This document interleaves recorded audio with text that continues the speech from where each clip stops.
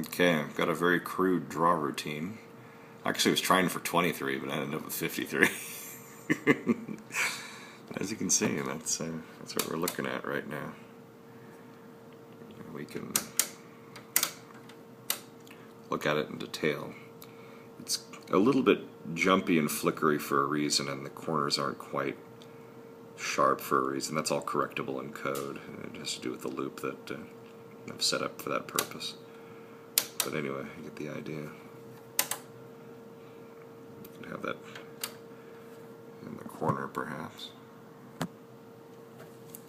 But let me think about this for a second. Hold on. Just a second.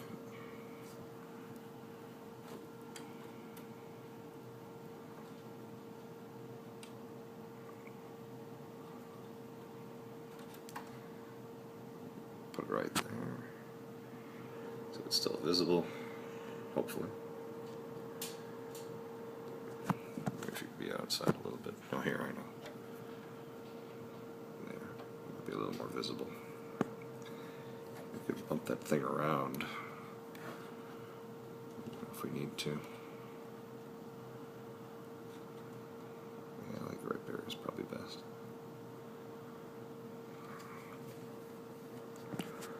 That draw routine. Oh, you know what? Well, okay, it's 5 volts per division. And we've got a max of 5. So it means our screen resolution is like that big. We're only going to be able to paint in that area, so. Hold on. 2 volts per division.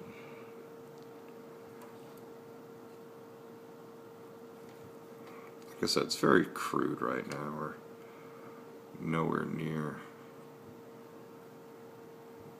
the end of the trial here, but turn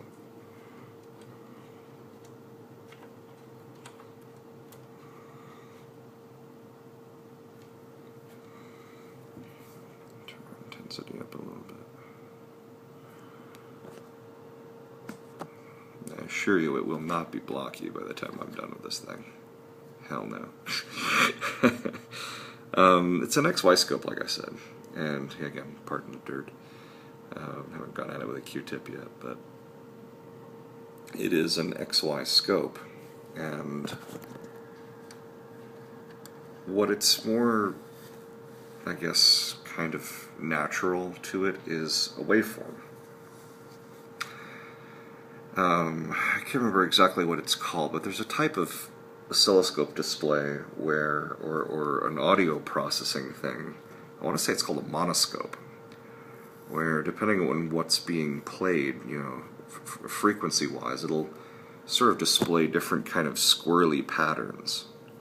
And I'm wondering if there's a way that I can figure out, like maybe record a sound sample that produces something that looks like a 3, or maybe looks like a 7. It would be way more organic looking than, you know, blocky letters like this. But I can actually kind of understand now why early vector displays, you know, used this sort of blocky looking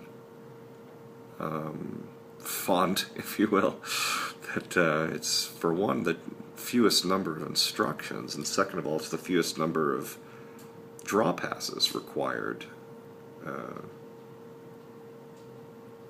You only have so much time on the beam. So anyway, you get the idea.